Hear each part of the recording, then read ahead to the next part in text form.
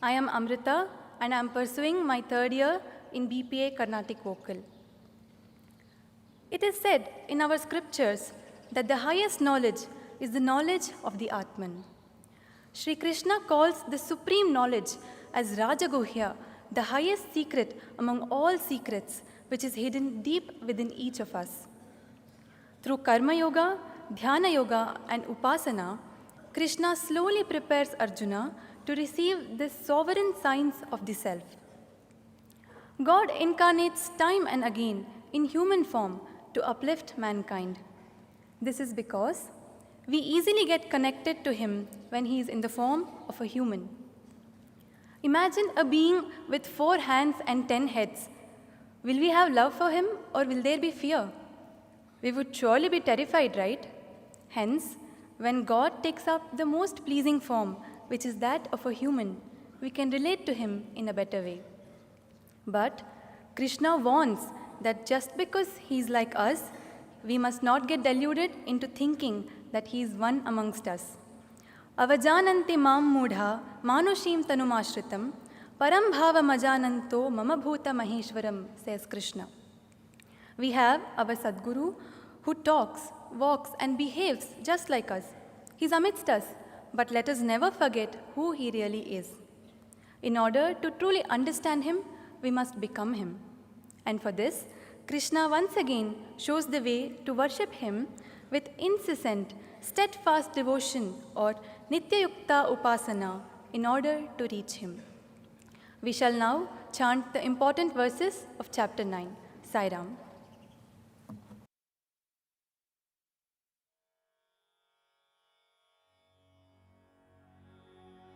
Om Shri Paramatmane Namaha Atha Navamodhyayaha Raja Vidya Yogaha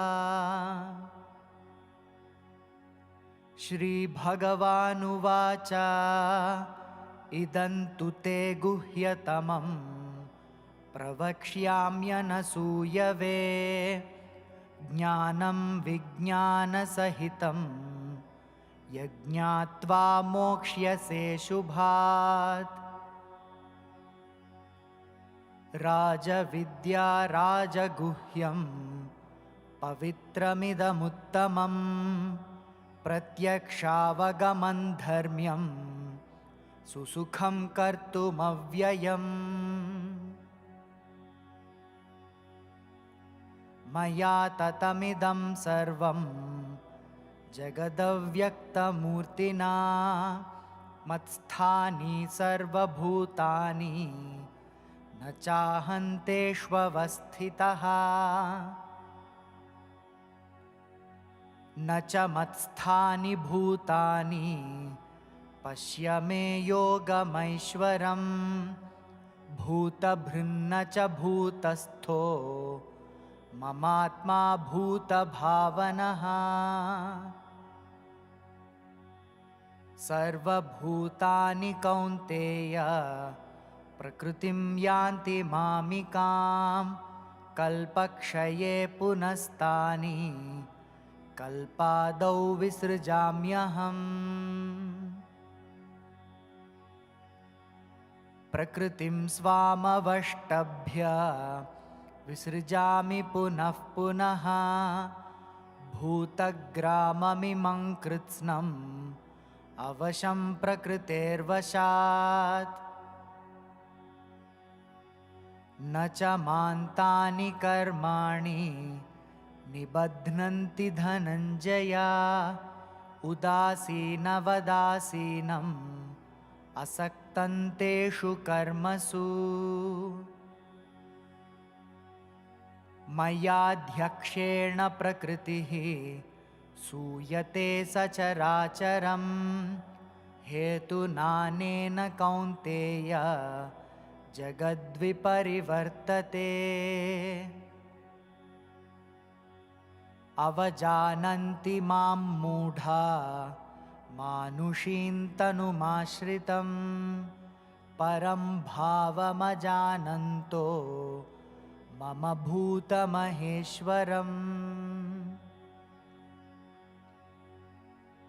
मोघाशामोघकर्माणो मोघज्ञानाविचेतसः राक्षसीमासुरीं चैव प्रकृतिं मोहिनीं श्रिताः महात्मानस्तु मां पार्थ दैवीं प्रकृतिमाश्रिताः भजन्त्यनन्यमनसो ज्ञात्वा भूतादिमव्ययम् ज्ञानयज्ञेन चाप्यन्ये यजन्तो मामुपासते एकत्वेन पृथक्त्वेन बहुधा विश्वतो मुखम् अहं क्रतुरहं यज्ञः स्वधाहमहमौषधम् मन्त्रोऽहमहमेवाज्यम् अहमग्निरहं हुतम् पिताहमस्य जगतो माता धाता पितामहः वेद्यं पवित्रमोङ्कार ऋक्सामयजुरेव च गतिर्भर्ता प्रभुः साक्षी निवासः शरणं सुहृत् प्रभवः प्रलयस्थानं निधानं बीजमव्ययम् अनन्याश्चिन्तयन्तो मां ये जनाः पर्युपासते तेषां नित्याभियुक्तानां योगक्षेमं वहाम्यहम् भोक्ता च प्रभुरेव च न तु मामभिजानन्ति तत्त्वेनातश्च्यवन्ति ते यान्ति देवव्रता देवान् पितॄन् यान्ति पितृव्रताः भूतानि यान्ति भूतेज्या यान्ति मद्याजिनोऽपि माम् पत्रं पुष्पं फलं तत्कुरुष्व मदर्पणम् समोऽहं सर्वभूतेषु न मे द्वेष्योऽस्ति न प्रियः ये भजन्ति तु मां भक्त्या मयि ते तेषु चाप्यहम् अपि चेत् सुदुराचारो भजते मामनन्यभाक्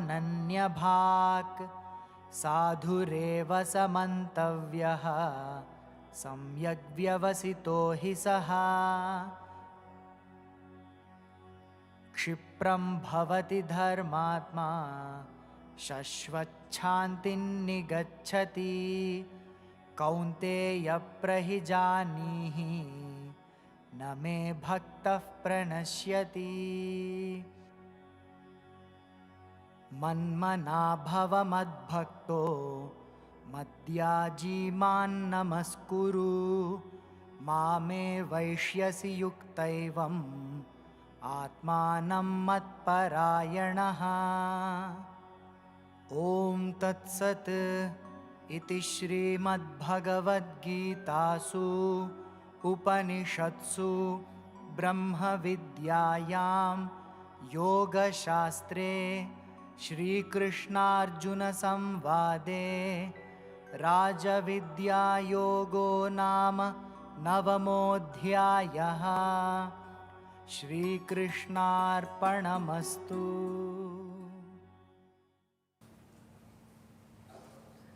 May we now request our revered Chancellor, Sri B.N. Narasimhamurthy Sir, to address all of us this evening.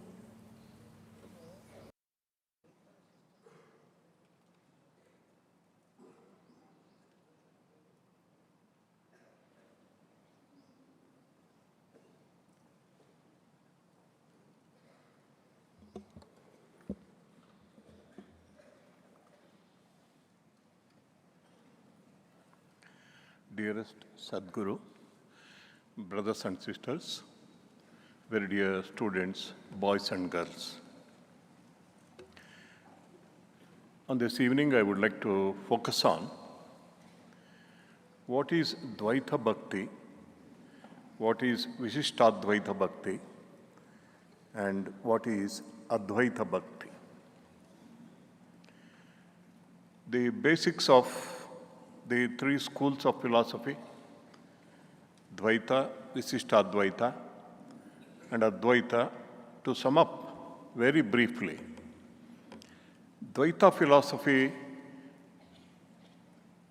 proclaims that God, that is Paramatma, and Jivatma are always separate.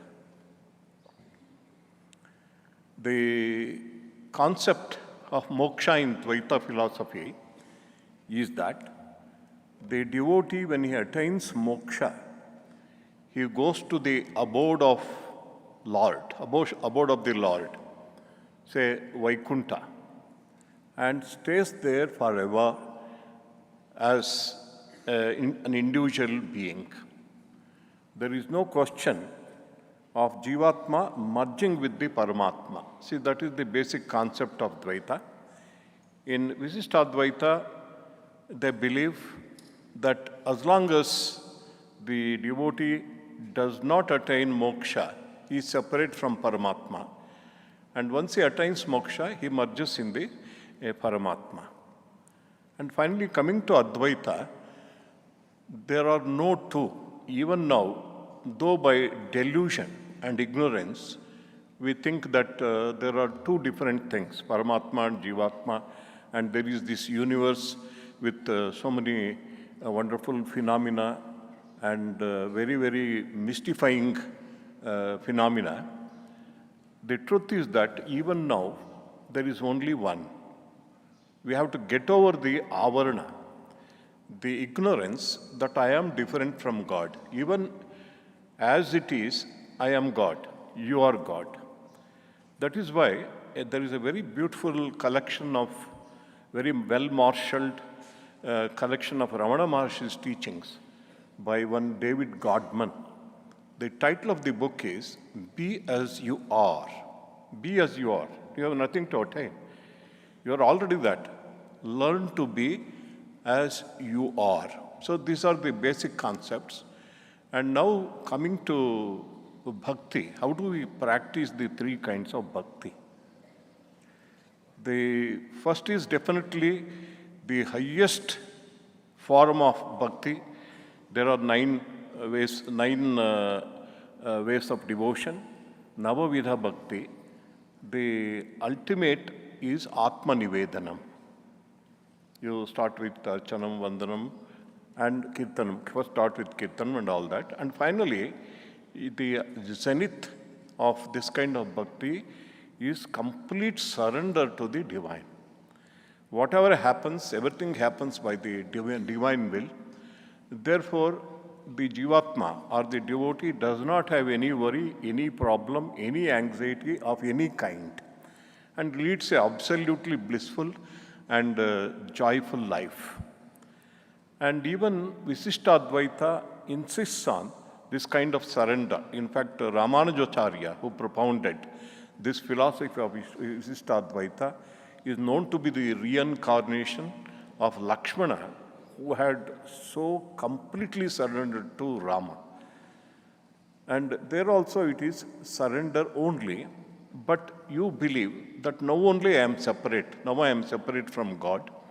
And every being in the universe is a Jivatma, is a reflection of the Paramatma. Therefore, I love everyone, I serve everyone, and I surrender to Paramatma. And then you believe that after you attain moksha, once you, by true surrender, you get rid of your ego completely, you merge in the Paramatma, become one with the Paramatma. And finally, Advaita Bhakti is the jnani that Lord Krishna refers to when he talks about the four classifications of devotees: Artha, Artharthi, Jignasu, and Jnani. And our boys and girls know the shloka. And yesterday, I should tell you, I was astounded by the depth of knowledge of our boys and girls of the Bhagavad Gita.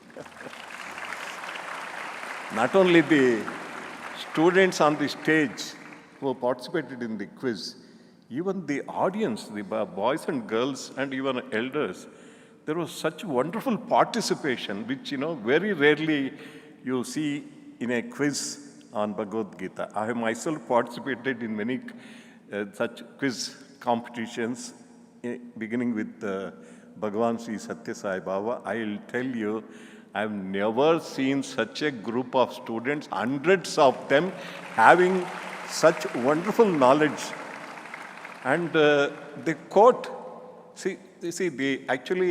one of the questions was, they project the image and you have to chant the relevant shloka. It is not easy unless you have grasped not only the shlokas but also the meaning. You can't do it.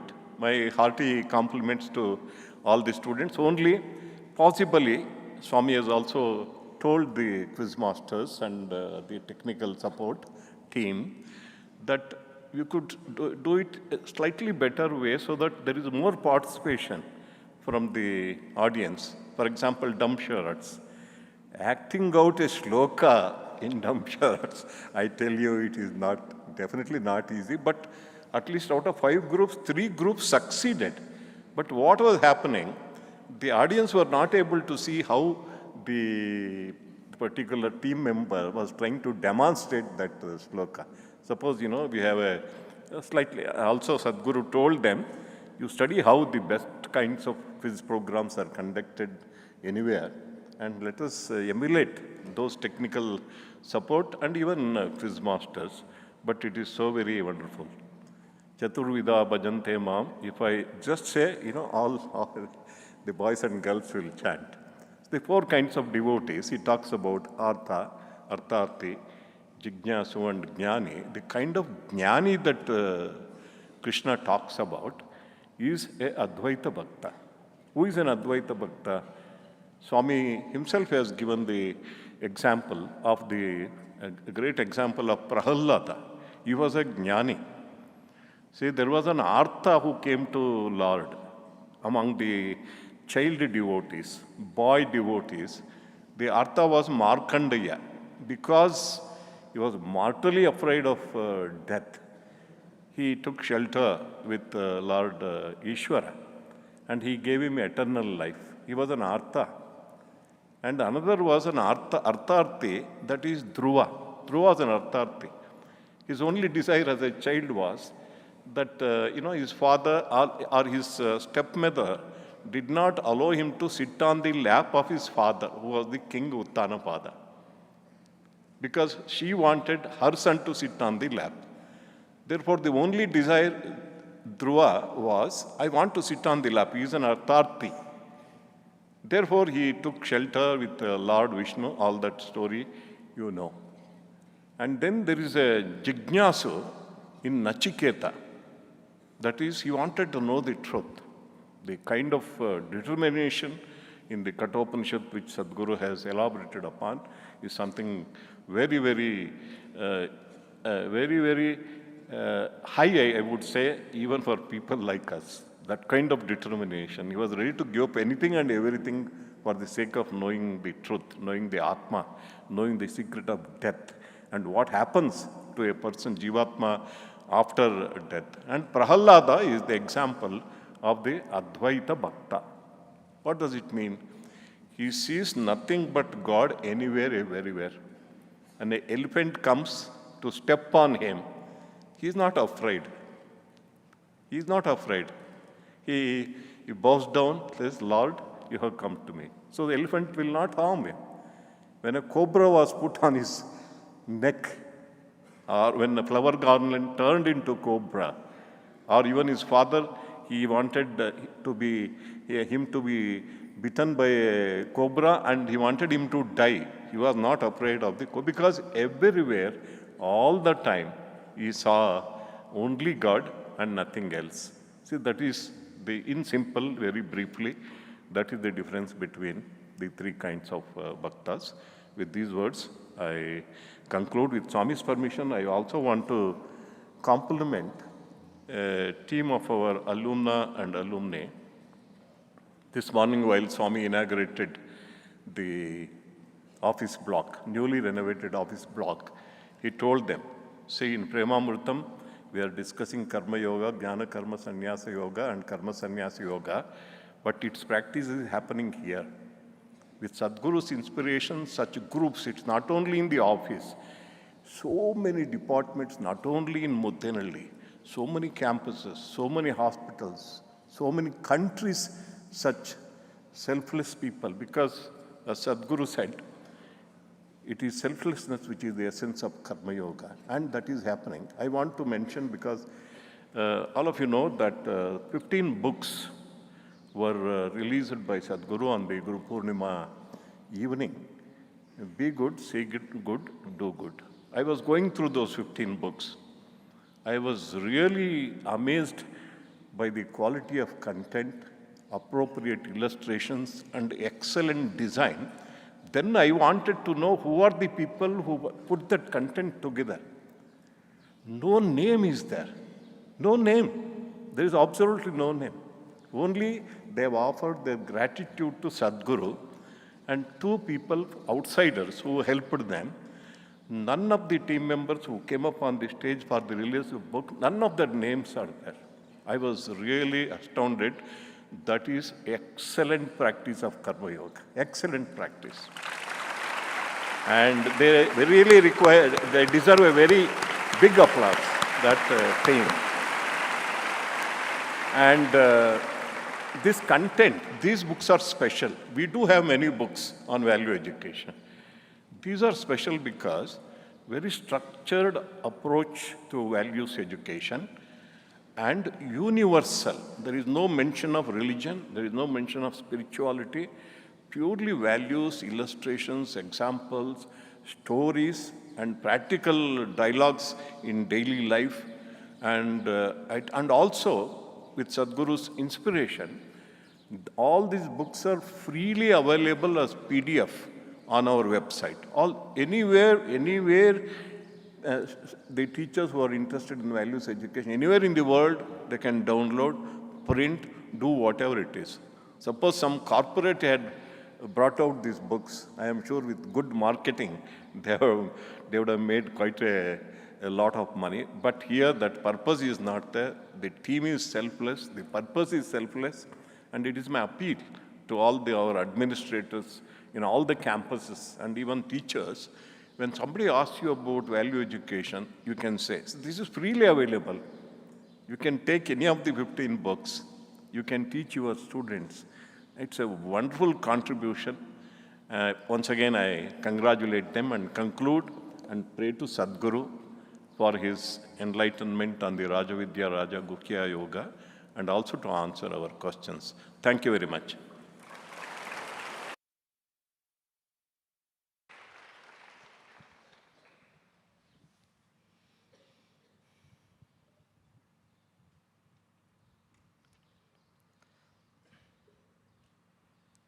With the study of Rajavidya, Rajaguhya Yoga, you are somewhere in the middle of Bhagavad Gita now.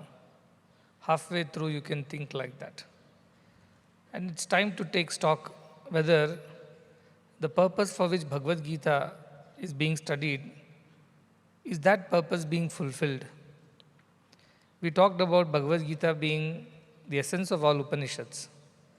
And the Upanishads mean Upanishad. We already studied that. To get closer to the Guru or to wisdom, and with Nishchayatmaka Buddhi, with great focus and concentration, with great interest and Shraddha, we study, and then what happens? Himsa, Gati, and Avasadhana. All our delusions are destroyed, ignorance is destroyed, that is Himsa. Gati, progress happens on the spiritual path, we get closer to the wisdom, and Avasadhana. All our attachments start loosening away or falling away. So if you really want to know whether we have progressed in Bhagavad Gita, one way to know is definitely whether you can answer the questions in the quiz competition. But that's at the superficial level. At the much deeper level, we would know whether we are really learning Bhagavad Gita only if this is happening to us. When our ignorance, our illusions, our delusions are getting destroyed. Or when we are feeling that we are progressing by becoming more sthita prajnas, more selfless in this path. And when our attachments to all the worldly things are loosening and actually falling away, and our attachment to divine things, our interest in spirituality is increasing. So if this is happening to you, that you are gaining some kind of a knowledge about spirituality, that you are becoming more selfless, more equanimous, more devoted to this path. And then when your attachments to other worldly things are declining and your interest in spiritual learning is increasing. How many people feel that at least something like this is happening in them, in the hall? Some people feel. Some people are still wondering whether it's happened or not. I'm not saying you realized and become jnani by studying this much of Bhagavad Gita. That won't happen. It will take some time. But at least everybody should feel there is progress. And you feel that yes, my interest in spirituality has gone up. My curiosity to know the concepts of Sanathana Dharma has gone up. And my unwanted attachments and ideas and ambitions and selfishness is declined. If any of these things are happening, then we are really making good use of the study of Bhagavad Gita. And that should be the symptoms or signs of your progress on this path. So please go and check. 7 days ago, how was I? What was I doing? What was my thinking process about everything? How much interest did I have in spirituality? And now how it is about. So I'll give you just 3 parameters. 1, has my interest in spirituality and spiritual concepts increased? That you go and ask, how was it a week ago and how it is now? Has it remained the same? It has become more intense? You have become more interested?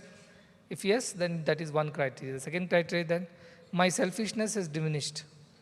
My ego and selfishness and attachments, that I want this, I want that, I want to be this, I want to do that.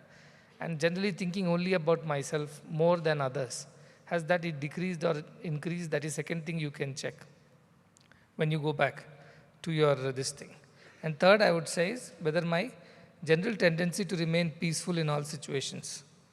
That is, when disturbance happens or because of some circumstances that may or may not be in my control. Even then, am I responding better or am I reacting the same way as earlier? Not that you will react or respond every time the same way, but let us say out of 10, 9 times I am doing better compared to 3 times earlier. So these 3 things will you go and check. Your interest in spirituality should have increased.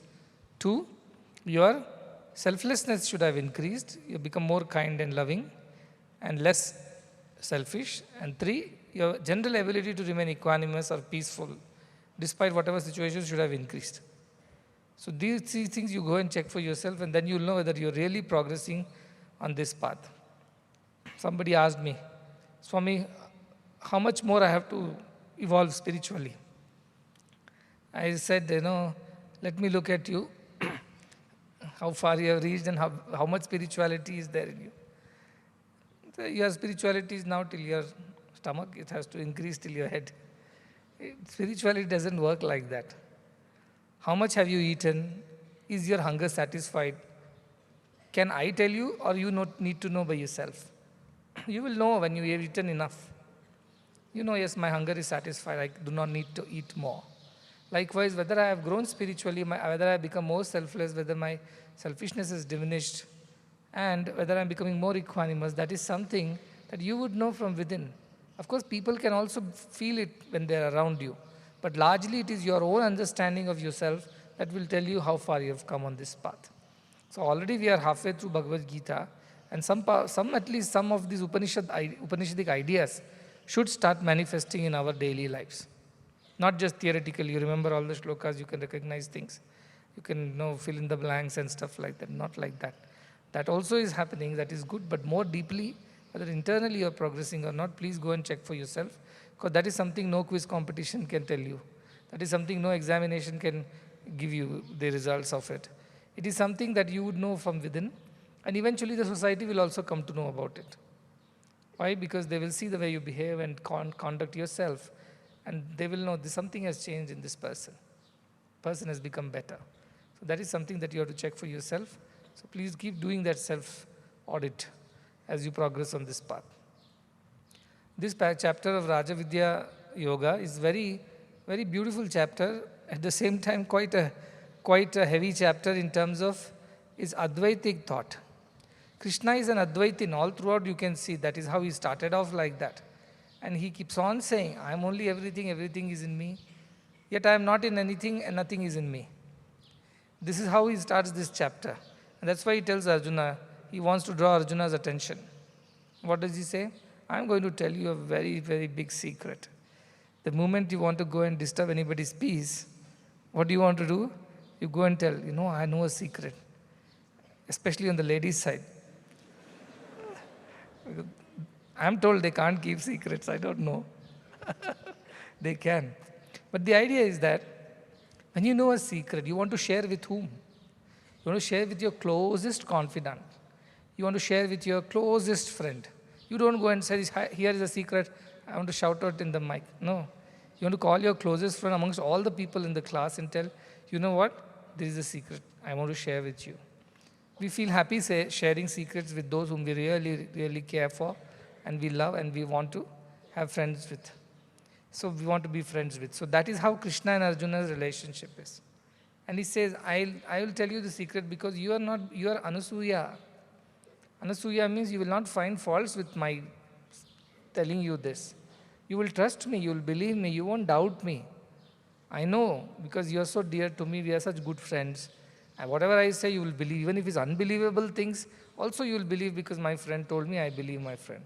So with that courage and with that confidence in you, Krishna is going ahead and telling the secret.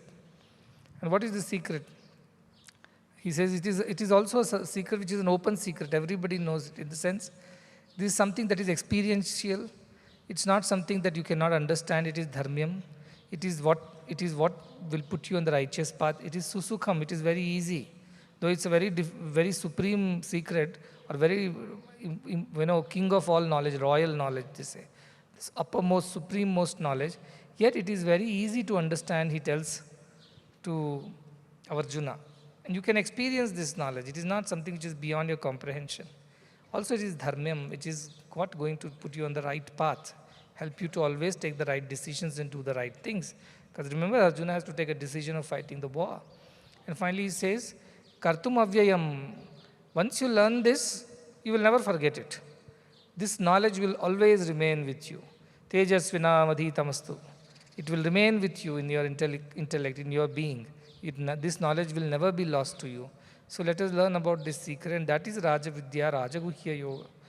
He says, this is the supreme knowledge that I am explaining to you. I always wonder, the relationship between Krishna and Arjuna is so sweet. He always wants to share things with Arjuna, and he hasn't shared with anybody. Krishna must be 89 years old by then, that's what the Shastras say. But he has not breathed out this secret to anybody so far. For the first time, he calls the closest, the dearest, the sweetest friend that he has in Arjuna.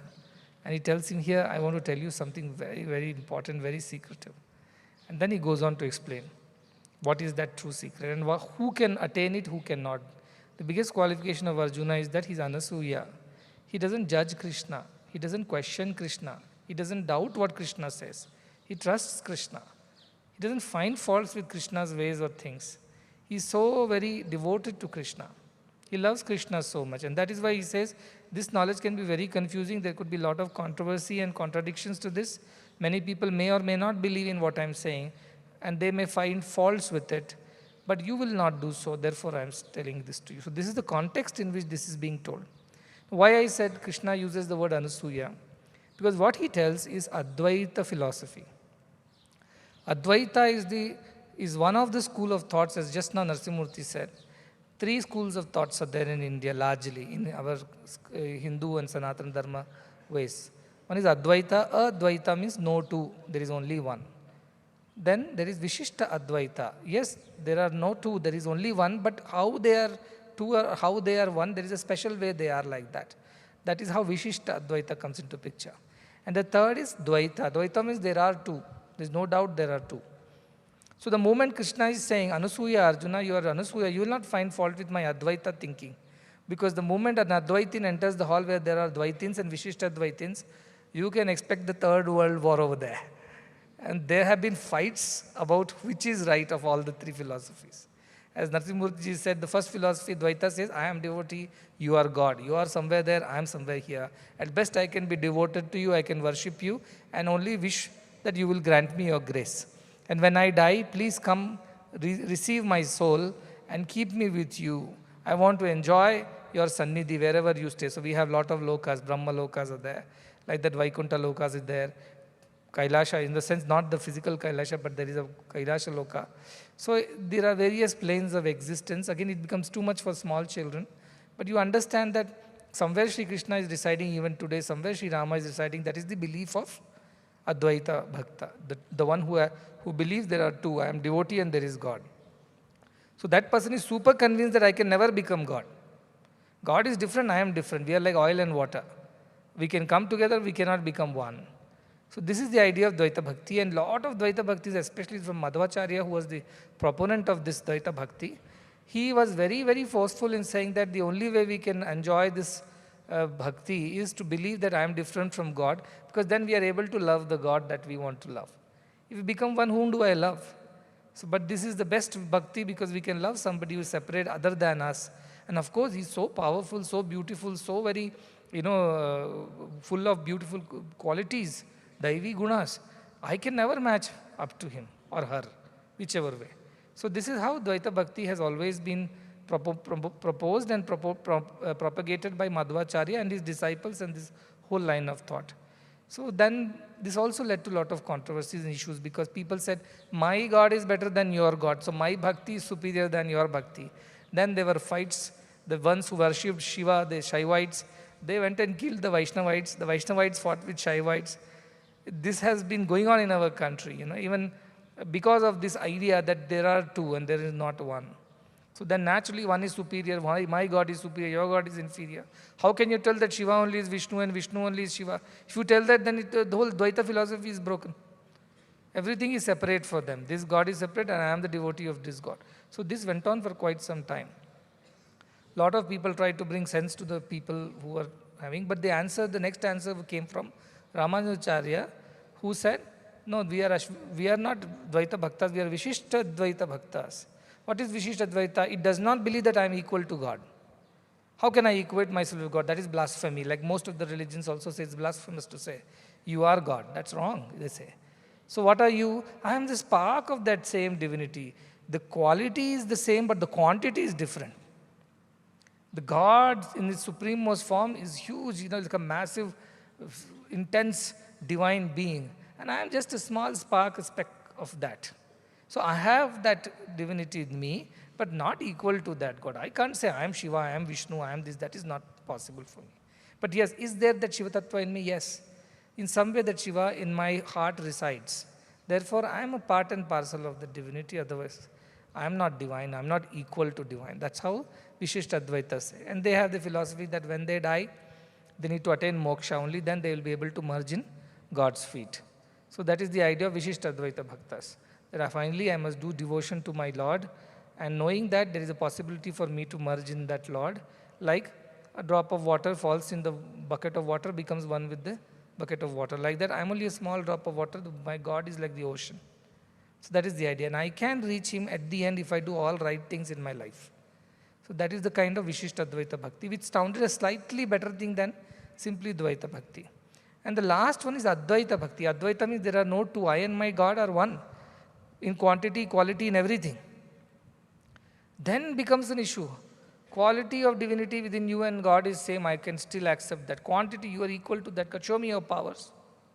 Can you do this? Can you do that? Can you do what Shiva did? Chop off the head of his son and then do a head transplant with an elephant. Show me whether you can do all these things. No, I can't do all this. Then how do you say that you are equal to your God? That becomes Advaita's refute. So people can find fault with any of these philosophies, especially with Advaita philosophy, because it looks audacious. How could you claim to be equal to God?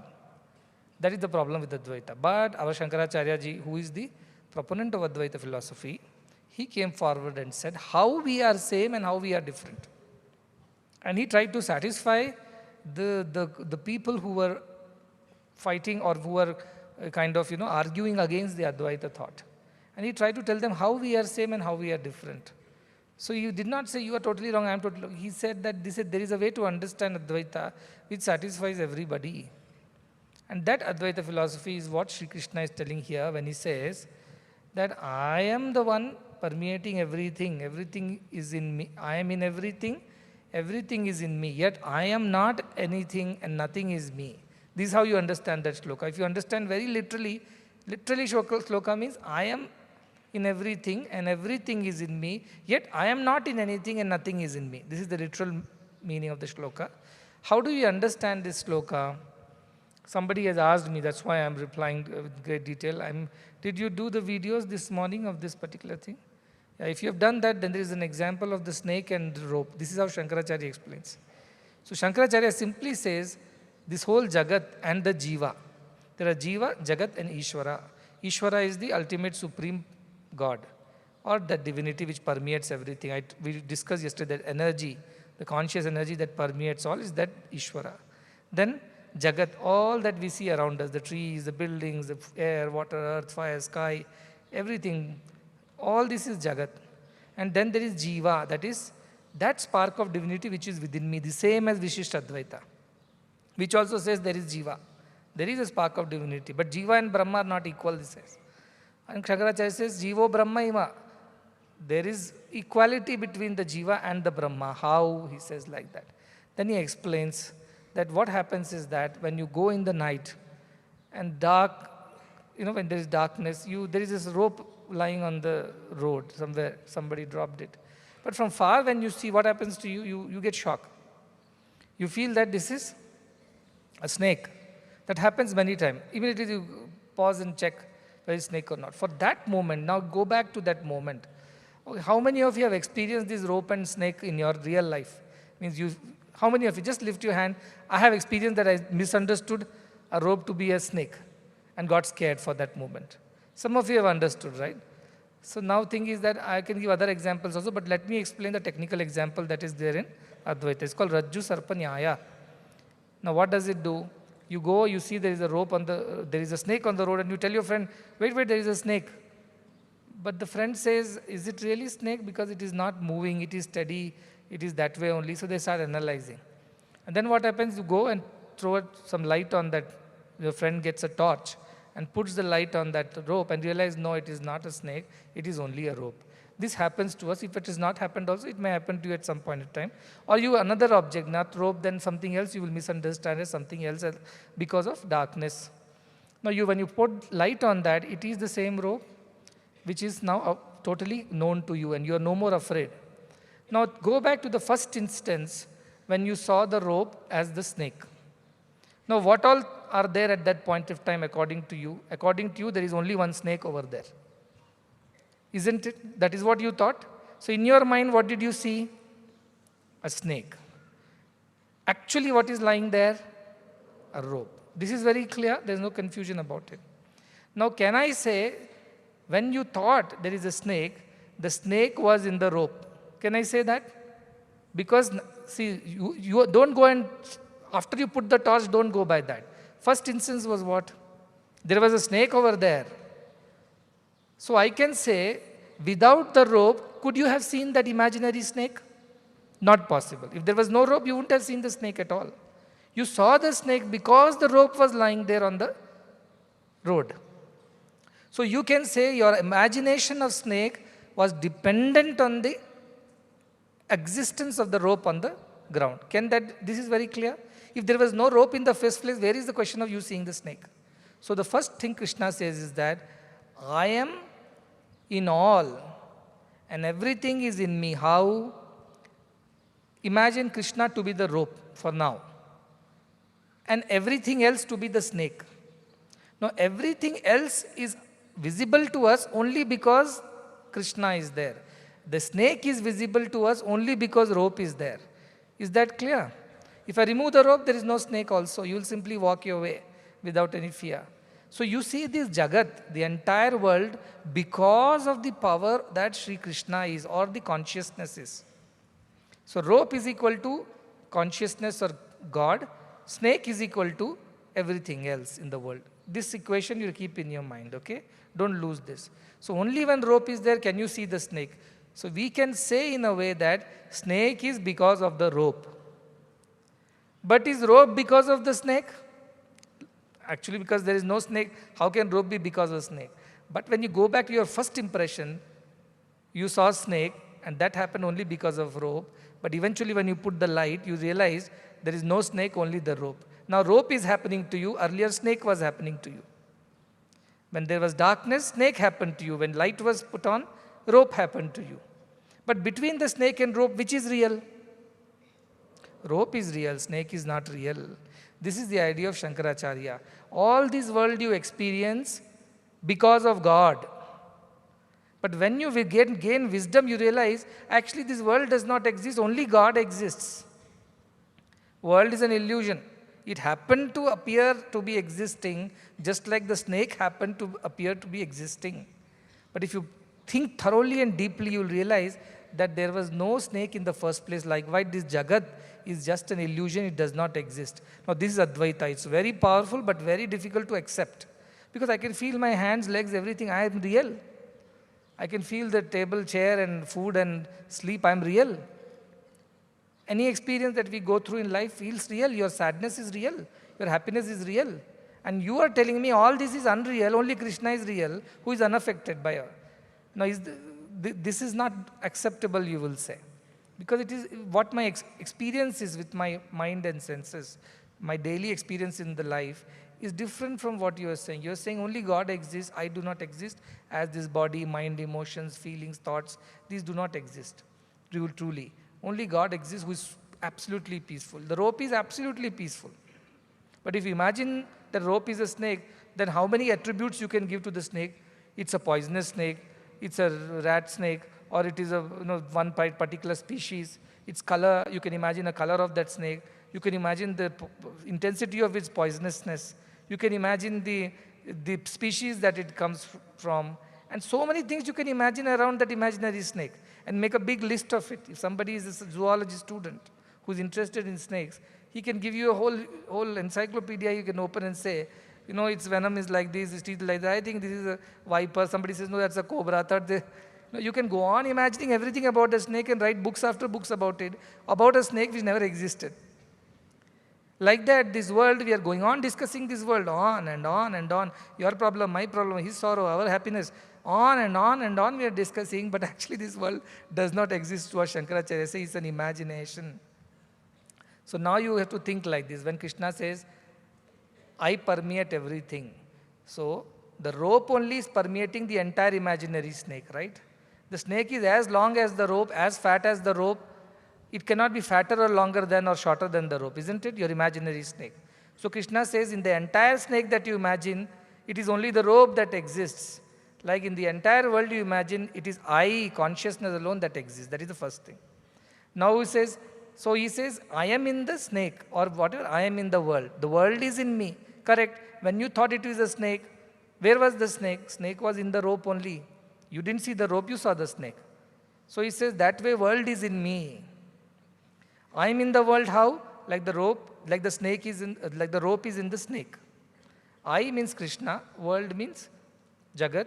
So whatever happens, I am in the world means the rope is in the snake. Correct or not? Because first time you saw snake, but later you realize it's only a rope. Second, he says, world is in me. The snake is also in the rope, imaginary snake. But when you put on the torch, you realize there is no world. So he says, I am not in the world, and the world is not in me. The moment you put on the torch. Again I will repeat. Snake is only the rope is only the snake. Correct? When you are seeing in the dark, this is the truth. The moment you switch on, you say, hey, snake is not there at all. It's only the rope that was there in the first place. So Sri Krishna says that while I exist, I appear to be the whole world. I permeate the whole world, just like the rope. The length of the rope decides length of the snake. The thickness of the rope decides thickness of the snake. So what you experience in the world is because of me. I am in everything. But when you switch on the light, neither that world does not exist. So I am not in the world. Because how can rope be in the snake? The snake never existed. Only rope exists. Rather, I only exist. I appear to be existing in the world.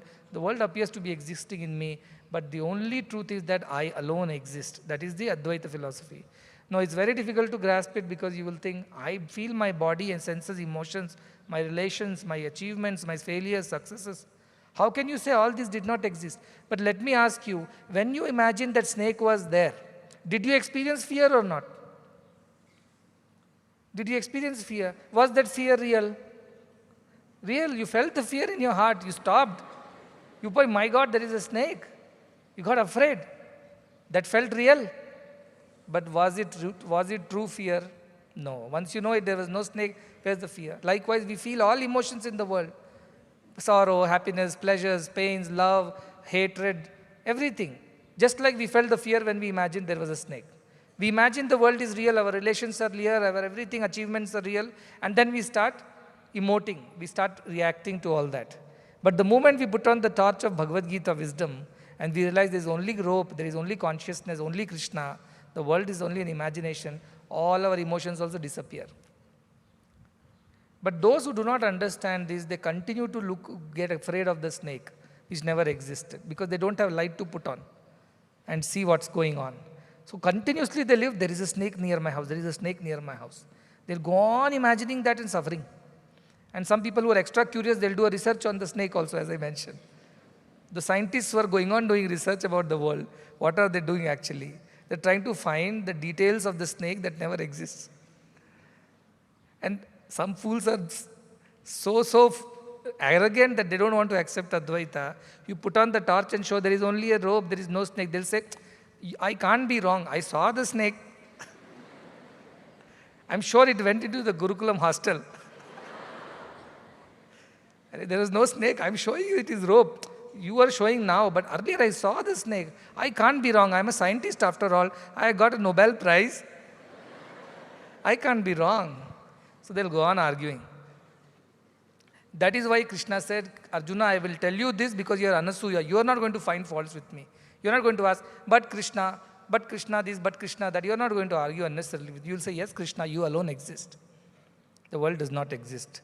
One more example I'll give you because this is a heavy concept, so the understanding of this. You dream, right? All children, everybody has, at least if they've not seen a rope snake issue, they have always dreamt. In the dream, you see something. You see yourself also in the dream. Sometimes you see you are there in the dream writing exam and not often knowing the answer, sweating and panting. Something you see in the dream. Now tell me, when you were sleeping and you were not aware that you are dreaming, you experienced all the emotions of the dream. You got scared. You thought exam is going on. You're not able to answer. And you got scared. This has happened in the dream. At least for students, this must have happened. Now tell me, when you were sleeping and dreaming, that examination, that room, that paper, the question, not able to answer, the anxiety, the fear, the trepidation, was it all feeling real or was it unreal? Till you were sleeping. Felt real. You really felt that you went to the examination. But the moment you woke up, where that world went, where that examination room went, where that paper went, where that anxiety went, where that fear went, you wake up and say, thank God that was a dream, it was not real. Have you experienced that, all of you? Same thing. Now imagine you who is sleeping is the rope. You who is dreaming is the snake. Same analogy. What appeared to be real, that you are writing the exam, happened because you were dreaming that dream. If you were not there in the first place, who was dreaming? Nobody was dreaming. So no examination would have happened, nothing would have happened. The dream was dependent on your dreaming it. If you did not dream that night, you never saw all these scenes. You never experienced fears and anxieties. It's you because whom the dream exists. Are you there in the dream? Yes, you are there in the dream. Is the dream there in you? Yes, because you are the one who is dreaming it. Are you the dream person? No. Is the dream person real you? No. So this is the idea of Advaita, that Krishna only is in everything. Everything is because of Krishna. Yet Krishna is not in any of these things and nothing is in Krishna. Like the dream appears to exist, but because of the dreamer only it exists. If the dreamer is not there, dream is not there. But while the dream is happening, the dreamer is in the dream is in the dreamer. While you are confused or you are unaware, snake is in the rope. And rope is also in the snake. But when you become aware of everything, snake is not in the rope, rope is not in the snake. Rope alone is, snake never was. Dream was never there. You alone were there on the bed. Dream never was. But while you were dreaming, it appears that both exist. But once you stop dreaming, you know only one exists. Which is the one? You, who is dreaming. Likewise, if you extrapolate this idea to Jagat and Ishvara and Jiva, you say that Ishvara alone exists. Like the rope, like the dreamer. But Jagat, which is the dream, Jiva and Jagat, which is the dream, or the snake, never existed. But when you were in Ajnana, it appeared both existed. When you received Jnana, you came to know only one existed without the other. This is Advaita Darshanam Jnanam, it is said. When you really, really know the truth of everything, there is only one left, there is no two. So you will say, but I am seeing my mother, his sister, wife, brother, husband, they are all behaving in certain ways and they are doing many things. They wear this, they eat this, they like this, they don't like that. Somebody is studying, somebody is not studying. I said, yes, this is all like the characteristics of the imaginary snake. You can go on discussing that. But the moment you switch on the light, you will see there is no snake. The moment you become jnani, you will see God in your wife, mother, husband, brother, table, chair, furniture, and everything. This is what the argument was going on once upon a time in Dakshineshwar. Sri Ramakrishna was telling everything is one. Vivekananda, I think he studied in Cambridge or something. He was a graduate, law graduate. Naturally, his head is, his thinking is very rational. So he was coming and he's saying, and he was laughing outside Ramakrishna's room. He was chatting with some of the young men. And he was saying, this man says, madman used to call him, this madman says, everything is one. So do you mean this pot and the pan and the table and me and you, everything is one? How is it possible? Biologically it is not possible, materially not possible, scientifically not possible. What is he talking? Sri Ramakrishna heard all that thing. He called him in. He asked, what is your problem? He said, my problem, you say everything is one. I don't believe it. How can this pot, pan, table, chair, book, me, you, everything can be one? We are all different. Then Sri Ramakrishna lifted his foot and just gently pressed on the chest of Swami Vivekananda. And suddenly, like the torchlight that came on, a light of wisdom came on inside Vivekananda, which was lit by Sri Ramakrishna. It was not Vivekananda's effort. Like the friend who says, hey, don't get worried. Yesterday also this rope was there, I saw.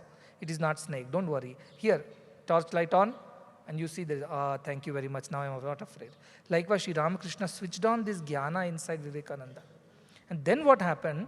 Vivekananda lost his consciousness as a material body. And he felt one with everything around him. So much so that 3 days he remained in that state, they say. And when he was going to his home, lost in that state, he felt everything he was only seeing one energy permeating all. He couldn't see buildings, roads, cars, people, animals as different. As if everything was merged. Everything was flowing into one another like river. All water goes inside that, everything becomes the river. Everything becomes the ocean. He felt like that. There was a strange experience. Then as he was going, he couldn't believe what he's experiencing, and he saw that the fence of his house, or whatever, the fence near the road, he felt that fence does not exist. It is, but when he went and hit his head, then he realized that no, physically that exists, but his experience was something else. And 3 days he stayed like that. His mother became very worried, saying, what is wrong with this man? Is he going to be like this all his life? Who's going to take charge of the family and the responsibilities? Who's going to look after his siblings? Because the father was no more. At that point of time, finally, Sri Ramakrishna withdraws this experience from Vivekananda and tells him, see, if you live in this experience, you will not be able to work in the world. You cannot deal with this world. But you have a role to play. For some time, I will withdraw this experience. Then Sri Vivekananda says, no, please give me back. I want that. I want to meditate. I don't want to do anything else. It's so blissful. It's so nice. There's no differences. You have no hatred, no anger, no frustration. Everything is love. Everything is beautiful. He says, no, right now you have a role to play. So he sends him back and says, you continue to do your role, what is required in the world. You have to wake up many more people from this dream. That world is real. And for that, Advaita has to be taught. And he sent Vivekananda as an ambassador of Advaita. And that is how Advaita was spreading in the world After Shankaracharya, Vivekananda took it upon himself to spread that. After Vivekananda, I have taken it upon myself to spread this Advaita. This is my job. So what is the experience of Advaita? Let's come to that.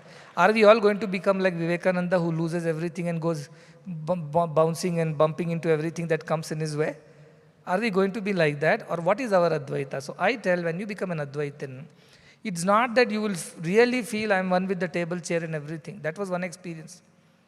But you'll always feel compassion for all, kindness for all. Like you feel compassion for your own hand. It's not even compassion. This is your hand. If it gets cut, what is your reaction? That's hand, that's not me. No, the hand is also me. So you immediately look after it. You become forgiving. Your hand hits your eyes. Or your finger goes into your eye and it hurts your eye. You're not going to punish the finger. You're going to accept that also. Yes, my own finger only has hurt my own eye. Let me accept both and forgive the finger. In fact, there is no question of forgiving because that is your finger. So when something gets hurt, you take responsibility. One leg gets hurt, the other leg bears the weight of it. There is service to this right leg when left leg is bearing the weight. But is it really service? It's not, because both are my legs only. So your idea of compassion, your idea of service, your idea of forgiveness changes completely once you understand Advaita. Because everything is you, everything is one. Then you don't feel this is different, I am different, therefore I am forgiving, I am helping, I am showing compassion. No, that feeling itself goes away. It all flows like one river. And that becomes a natural state of your existence. So such a person is always selfless. Where is the question of selfishness? You can't say, I will put the nicer shoe to my right leg and not such a nice shoe to the left leg, because right leg is my favorite. Can you say like that? You can't. Because everything feels you. Now you tell me, with this philosophy, how will I differentiate between a poor child and a rich child? How will I differentiate between a patient who can pay for the services and can't pay for the services? How can I differentiate between somebody who is a rich or a very well-placed person in society and a pauper who comes for darshan? How do you expect me to see differences? It's not possible. If I see that, I'm lying to myself. I'm cheating myself. I'm being dishonest. But for the sake of, because there are a lot of people who are still seeing the snake, for their sake I behave. Okay, the President of India is coming, we have to behave. There is a protocol, you have to be seated like this, you have to be doing like this. For the sake of still getting people to understand what is the truth. So the moment I say to my friend, hey, there is no snake, don't be mad like that. He says, no, I'm very sure there is a snake. Okay, maybe there is a snake. Let us observe, let us analyze closely. First I say, yes, you are right. And then we go and, but I know that you are wrong. But yet to gain my friend's confidence and his attention, what would I say? I think there is a snake. Let us go and find out which snake is that. And then we go closer, and then I switch on the light and say, see, I told you there was no snake in the first place. But my friend would not even have agreed to come this close to the snake if I did not agree to his idea that there was snake. So sometimes I have to agree to people's ideas and whatever they think is right and whatever is to be done, because I want them to come close to this wisdom, and once the wisdom dawns upon them, there is no argument after that. This is how a jnani works in the world. This is how a jnani works in the world. Atma krida atmarati kriyavan. This is the words of Mundakopanishad, very clear. Atma krida. He's busy in himself. When I close my eyes, I'm enjoying myself. This morning also I was sitting and watching Nandi Hills and the clouds, and I closed my eyes for just a few seconds. Everything disappears, you become yourself, you become completely contained in it, you experience a state of peace. Like the kurmango niva sarvashaha. Like the tortoise withdraws all his senses within. Like that. Next moment, a message comes, oh, this is the 10 o'clock function, this has to happen today, officer. Fine, we come out with all our limbs out and go about doing what needs to be done. This is the way of a jnani. And Adi Shankara is what he's telling. Adi Shankara lived like that. He knew everything is unreal. Yet he never said, Advaita Bhakti is stupid, let us not do that. Advaita Bhakti is the only supreme. He said, Advaita is the wisdom that you should have. With that wisdom, act in the world. So he also wrote Karnakadhara Stotram, so many Ashtakam, Vishwanatha Ashtakam. He worshipped Shiva, he worshipped Vishnu, he worshipped Devi. He had no problem. Because he saw everything as one, so this is no problem. See, an Advaitin should not have a problem with anything in the world. Advaitin is the most flexible, most accommodative, most adjusting most all-embracing personality. Others may not agree. For Advaita person, how does it matter? You say, no, Shiva only is God. Yes, I agree. Vishnu only is God. Yes, I agree to that too. No, Vishnu is not God, Shiva is only God. Agree, Shiva is only Vishnu, so why do I argue with you? Everything is one for me. So, but many people do not agree to this. That is why the Anasuya nature of Arjuna qualified him to attain this knowledge. Otherwise, Krishna would not have spoken this much to Arjuna. Nobody else would have agreed to that. It means Arjuna has to also believe Duryodhana on the other side is also the divinity that is manifested as him. However, why is that when we are all one, we end up behaving differently because of the ignorance? The one who knows it's only a rope behaves differently from the one who thinks it's a snake. Is it no? The one who thinks world is real behaves like Duryodhana. I want more land, I want more power, I want to grab all the things that are there. I don't want to give one piece of land to my Pandava cousins. Because he sees the world as different, so he wants the world. Whereas an Advaitin says, it's okay.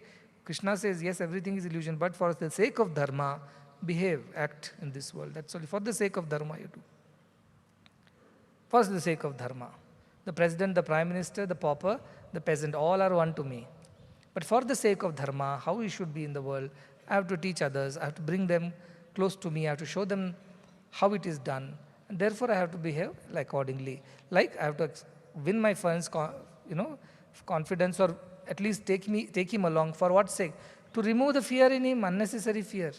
His whole life will be living thinking there is a snake on the road. So for that, out of compassion, a jnani takes the hand of an ajnani and says, yes, you are right, you are right. In the first place, he says, yes, you are right. So that the jnani starts listening to jnani. And then says, let us go and search and find out which kind of snake is that. And then he throws the light and says, see, there is no snake. Then the jnani thanks the jnani. Thank you, if you would not have come and taken me this close and shown me the truth, I would have been living in this ignorance and fear all my life. Thank you for revealing this to me. But Jnani knows, Ajnani is not ready in the first place to accept whatever he says. So you have to prepare the Jnani out of compassion, out of love, out of kindness, out of a kind of friendship. And then slowly show. And now you go and check whether this strategy was applied on all of you or not. It was. Whatever you said, I said, yes, you're right. Very good. Let's proceed on this path. And then as you started, Upanishad started happening to you, realize, oh, all that I was saying 10 years ago, 5 years ago, even 3 years ago, or even a week ago, was actually not completely right. Then why did Swami accept that? Do some more chintanam and you'll realize, out of compassion for me, because otherwise my personal individuality would come in the way. Therefore, he took time to accept and allow me to understand and know for myself. Experience it. He says, is this possible? Pratyaksha, avagamam, he says. It is possible to know this knowledge. And once you know this, you are never deluded again. Kartumavyayam. That is last and the final knowledge that never diminishes. Once you know you are divine, everything is divine, it cannot be any other way, whatever be the situation. So I allow, like that good friend who allows his friend to speak whatever gibberish he wants to tell about the snake. And then takes him close and says, yes, let us go and find out which snake is that. Let us do some vichara. Let us do some analysis. And while they're doing analysis, and the friend goes on blabbering on the way, no, this must be that rat snake. I saw it last time. No, maybe the rainy seasons have come. Maybe a cobra has come out. And then he'll say, no, but the cobra should be longer than. Maybe it's a baby cobra. You can go on analyzing. And your jnani friend says, I know, it could be baby cobra. I know, this could be possible. He won't refute you. He won't argue with you because he knows the moment he argues, you will switch off. So kindly, compassionately takes you and then he says, see, let us put the light and see. When he puts the light and see, but when you get closer, but the snake is not moving. Maybe the snake is dead. No, your friend will go on arguing because he doesn't want to get rid of the idea that it is snake. Do whatever you want. And finally, when you throw light and show it to your friend, make him experience that there is only rope and no snake, that's when he agrees with you, all the ignorance is destroyed, wisdom dawns, fear, anxiety, all the imagination, everything disappears, and all these wasteful arguments about what is what disappears after that. This is the idea of how gurus teach their disciples what is real, what is unreal. So now go back and sit and analyze this, and go back and analyze what Krishna is saying. I am in the world is in me. But I am not in the world is not in me. When you think snake exists, Krishna is saying rope is only the snake which you are imagining. Snake is only the rope which is the reality. But when you throw light, there is no snake. He says there was no snake in the rope, there is no rope in the snake. So both the statement, and he says, Pashyam, this Maya of my, have a look at how I have designed this world. Krishna has designed this puzzle, this game, and he's so proud of it. All this today, I asked somebody, what do you want to do when you grow up? He said, I want to be a gamer. That's a new thing, They want to create video games and things like that. And that's a big profession, I realized, because there's so many people who have so much time to waste, I didn't know. So they all this, Xbox and stuff like that. What is that, all that world that they create? It's all imaginary only, right? Yet we are entertaining ourselves with that. And this gamer was telling, I want to create this game. So Krishna also is feeling proud. Look at my Maya. Look at my ability to create this game, this Xbox of life. And where your avatar is also there, I am also there. We both are playing, fighting, everything is happening. Also we are watching it from outside. Think of this game of life, how Krishna has created. So the beauty of Bhagavad Gita is that it's so practical, it's so real, it's so easily experienceable. It's not something that you cannot experience. As Shri Krishna says, this is why it is called secret knowledge, because it's in plain. Can you imagine the plight of this friend who knows there is no snake? Who is trying to explain to his ignorant friend, but the ignorant friend is stuck on to this idea there is a snake. And whatever argument you present in front of him, but this snake's length is very short, and it is not, what is that things are coming out of from the other ends. Snake should be smooth, one thing, He will give you some argument. A snake got hurt, a snake is a baby, maybe it is sick, maybe it is dead also, he will say, but it is not a snake, he will not say. Finally, you have to show him, take him close. That is why it's a secret which is an open secret. What is the secret? That there is no snake. But can you accept it? No. Therefore, it's a secret to you still.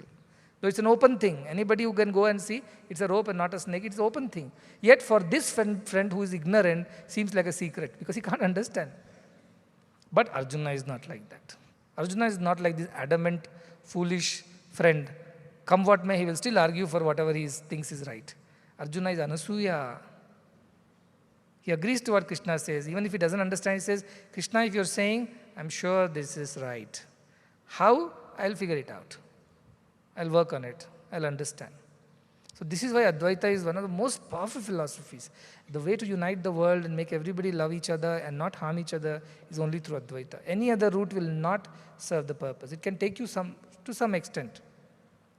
But it can never, you can at best say that this is also a form of God. For example, if in a home there are cousins and brothers and sisters, you all know you are all descendants of the same grandfather.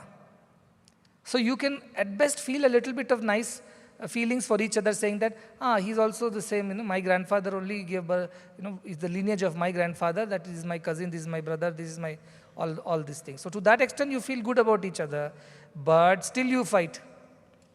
But if you see, that is also me, this is also me, can you fight? Whom you fight with?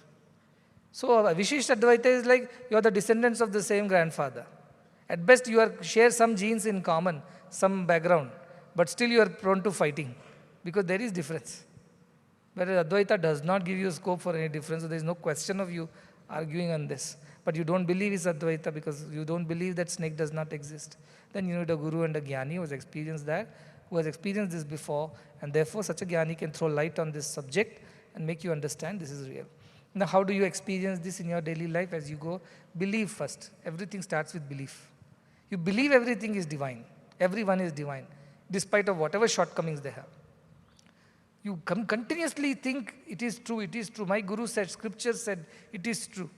And start behaving. First step is believing. Second step is behaving. Third step is experiencing. You cannot experience and then start behaving and then start believing. It doesn't work like that. First step is you believe the scripture, saying that, yes, Advaita is true, everybody is divine, but because of distortions of other things like this, darkness, you saw a snake. If darkness was not there, you would have seen this rope only.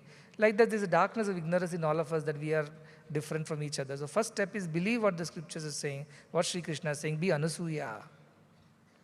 Second thing is behave accordingly. If everybody is divine, how am I am divine, how am I supposed to behave? I must respect all, I must love all, I must be kind to all, I must be accommodative, I must be adjusting, I must be forgiving, I must be compassionate. These are the behavioral aspects of this belief. And then when you go on doing this for a long time, it becomes your regular experience. Involuntarily, effortlessly, you will experience this divinity everywhere.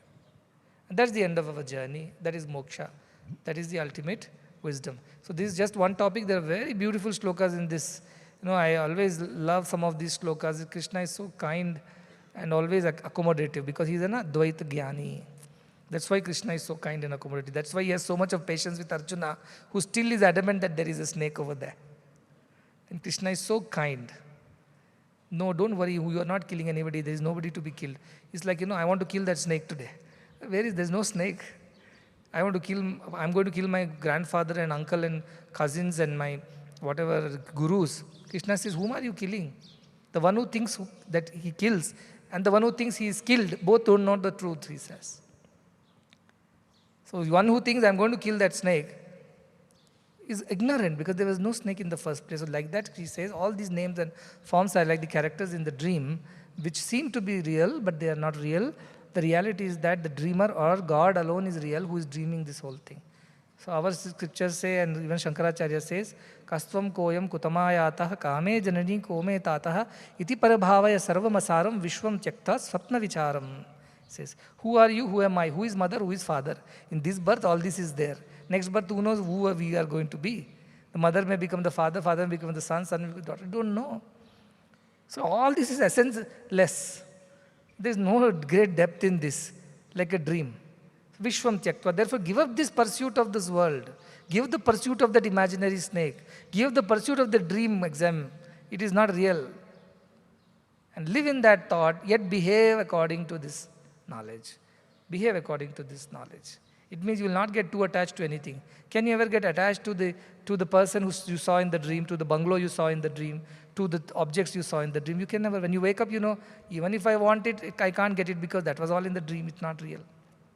Likewise, the one who is jnani will see the world and say, these are all nice things, but I don't want to have it. I don't need it. I'm not attached to it. So next time when the new iPhone gets released, you are not going to start worrying, how do I get that now? You will say, okay, my work is getting done by whatever phone I have, it's fine. If there is a need, we will get another phone. Otherwise, not required. Why should I fill pockets of some capitalist, ignorant fellow, actually venomous fellow? Because they are not doing charity, they are not doing any help to anybody. They are only creating desires. So I will pick and choose what I want to do in this world because I am an Advaitan. Advaita gives you such strength to withstand anything. Gurunapi vichalayat, he says. Even in the worst of the difficulties also, na vichalay.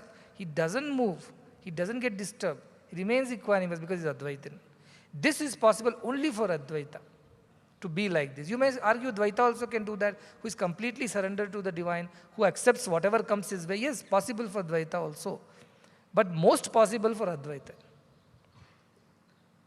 So this is the beauty of this chapter. And as it gets deeper and deeper, you have to, I think I don't have time today because this topic is so dear to me. In fact, I don't like so much of this Karma Yoga and other things. I love this part. Akshara Brahma Yoga, next Vibhuti Yoga. Each shloka you can spend, 1 week on each shloka of Vibhuti Yoga. How Krishna is only everything. And you analyze how I'm experiencing that Krishna in all things that I experience. So beautiful.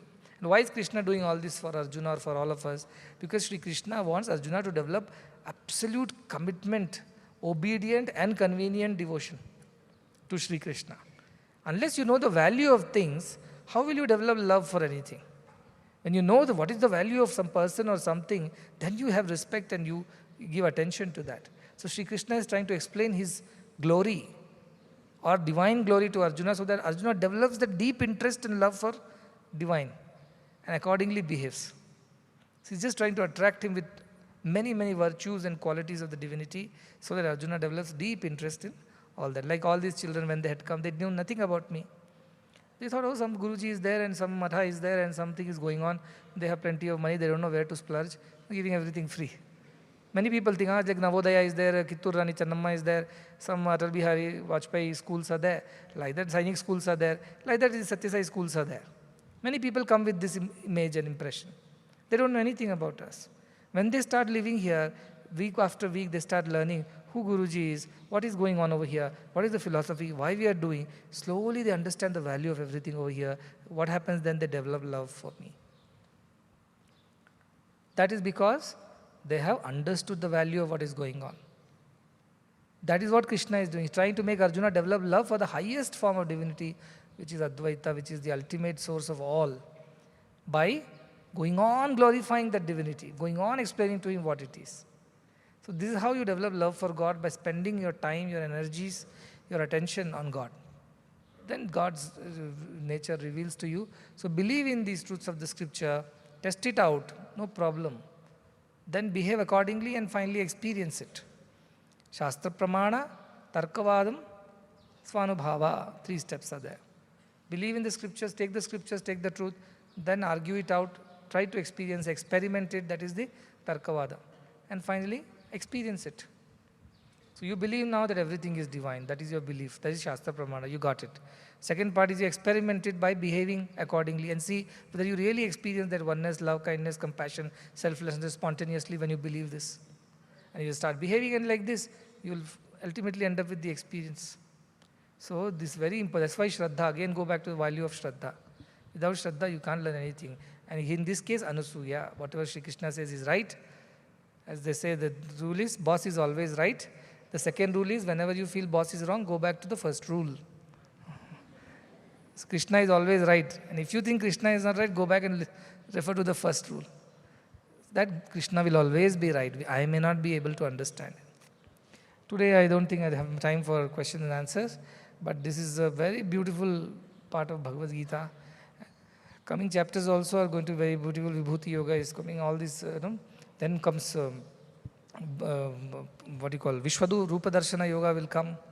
Bhakti Yoga will come after that. By the time you finish Vishwarupa Darshanam and all that, you would have developed enough bhakti for Krishna. Krishna means for that divinity.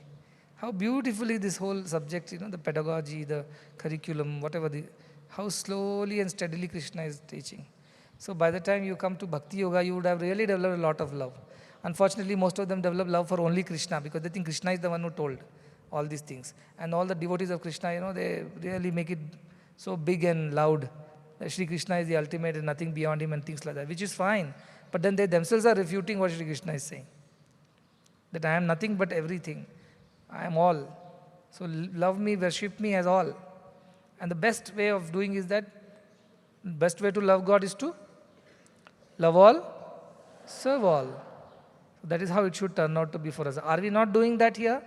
Are we not loving all, serving all? Then are we not truly loving God? Are we not the true worshippers of Lord Krishna? We are, because we believe Sarvam Krishnamayam, everything is Krishna. Everything is the same divinity. Krishna was in one form. Like that when you say, and argue, oh, Satya Sai Baba is God. Many people argue and then they get into some very unwanted debates. I tell yes, Satya Sai Baba is God, but more importantly, God is Satya Sai Baba. God only came as Satya Sai Baba. God existed even before Satya Sai form came. It exists after Satya Sai form goes. Like that, let us not get stuck with the names and forms and start becoming fanatics and extremists. That's what is happening with the religions in the world. My God only is God. Your God is no God. This is how things have started and become reasons for conflict. And the amount of wars that have happened, the number of people who have been killed in the name of religion is much more than people killed in world wars. The history of humanity will tell you. In the name of religion, politics is played. In the name of religion, differences are created. In the name of religion, conflicts and wars have happened. In the name of religion, so many have died. And they all think very convincingly that they are serving their God. Therefore, ready to die, ready to kill. None of them are right. Unfortunately, they are jnana, that is a snake and not a rope. And this adamance, asuya, of not wanting to listen to anything other than what you have somehow believed. False beliefs. That has led to so much of problem in the world. The only solution to this is Advaita Jnanam, which will help us accept and understand everybody is one and the same. At the same time, it will also teach us to wage a war if there is a necessity for it. It won't make us dull or it won't make us diffident or weak. No, it will give us the strength to do what needs to be done. That is the power of Advaita. That is why we all should learn Advaita and pay attention, and you have to go and ruminate over it, like the cow that eats the grass, but then chews over it for a long time. That's how it digests the grass. Likewise, this is a difficult to digest knowledge, especially for us who are so steeped in this idea that we are the body and the mind and the emotions and the experiences of this world are real, because that is what we experience with our senses. That's why Krishna says, I'm anoraniyan, I'm subtler than the subtlest. It's because difficult to understand this knowledge, but a refined mind, a pure mind is able to understand it. That's why I tell, do selfless service so your mind becomes pure and refined. Do bhakti, upasana, meditation, so your mind becomes steady. Then this wisdom becomes easier for you to understand. That's why all the efforts.